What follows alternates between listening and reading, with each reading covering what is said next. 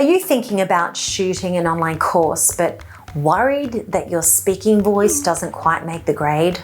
Maybe when you hear yourself back, it sounds too scratchy, or too squeaky, or just plain boring. Well, whatever you don't like, it can be changed. Because in today's video, I'm going to show you how to improve the sound of your voice so you can get on with shooting that online course faster with way more confidence. Let's go. Q&A Tuesday, all your voice questions answered.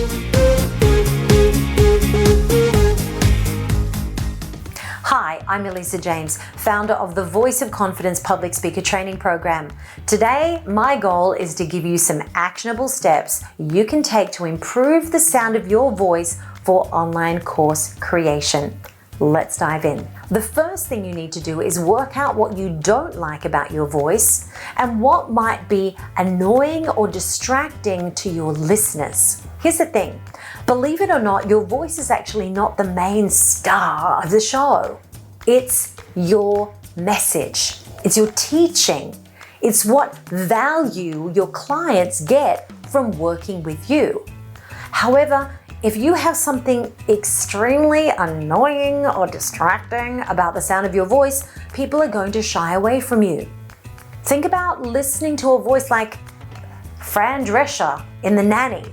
This is Fran Fine signing off, 'cause I gazent, go with God. For hours while you're trying to learn something important. It will drive you to distraction. It's so annoying, they won't listen. Your message won't get heard because your voice is getting in the way. So first, you actually need to do what you're probably avoiding. And that is shoot some online content and watch and listen to it back with a pen and paper in hand. Now, there are two areas that I want you to focus on. Here's what I want you to listen out for when you're listening to yourself back. One is the way that you sound, and two are your patterns of speech. Let's start with sound. Listen back to your recording with your eyes shut and ask yourself the following questions. Is it clear? Can I understand every word? Is it too low or too high? Because the wrong pitch might be difficult for some people to hear. Is it throaty or tight sounding? Does it sound like I'm holding my breath, or does my voice sound too weak? You see, there are lots of elements we can change about the way we sound, but first we have to identify what elements need to change. Let's look at two examples that I can show you so you can change some bad habits quickly. Let's take articulation for starters. If you're not clear when you speak, your audience will not be able to follow your video tutorials. If you don't move your mouth enough, you're going to look lazy on camera and people will assume you're not interested or not confident in your subject matter. Now, you don't want to over-articulate by any means, you're going to look silly.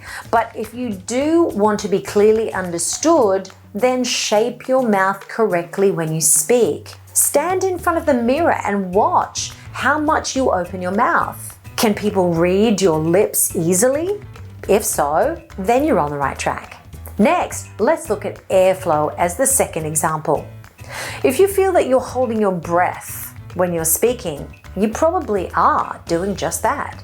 You're not using enough airflow. Now, believe it or not, the right balance of airflow is imperative to make your voice sound more attractive and palatable. If you hold air back too much, it sounds throaty and tight, and it's not at all pleasant to listen to. But if you do the opposite and push too much air out, it'll sound breathy and weak. So practice making simple sounds or words with more air or less air and see what feels and sounds better as you're speaking. You'll know straight away whether you're on the right track because of the sound and the feel. Now, let's jump into part 2 of today's training, the speech patterns. The sound of your voice is very important if you want to make an impact on your audience, but the second most important thing are the speech patterns. You can have a great sounding voice that's easy to listen to, but then you ramble on and on and on You're going to put everyone to sleep.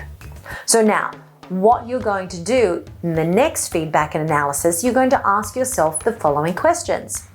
Did I ramble and not stop enough? Can I hear a clear and easy to follow sentence structure? Does it sound like my sentences are strong and convincing? Or am I disempowering myself somehow by the patterns of speech that I'm using? You see, there are lots of ways that you can improve your patterns of speech. So let's start with two really simple ones. First, making statements instead of asking questions. If you go up at the end of a sentence in pitch, it makes you sound very insecure, as though you're asking for approval. So if you're not asking a direct question, speak in statements with a downward inflection instead of an upward inflection. Super simple, but it makes a huge difference. Second, use short descriptive sentences to keep people more engaged when you speak. If you use convoluted and complicated sentences, people won't be able to follow you. So watch what you say and how you say it, so your ideas can be more clearly articulated and understood by your audience. So that's it for today's session. If you are fully committed to being an online course creator, your voice and the way you present on camera is paramount to your success. So click on the link below to find out how you can improve the way that you speak and present on any platform with my signature program, the Voice of Confidence Public Speaker Training Program. I look forward to seeing you there.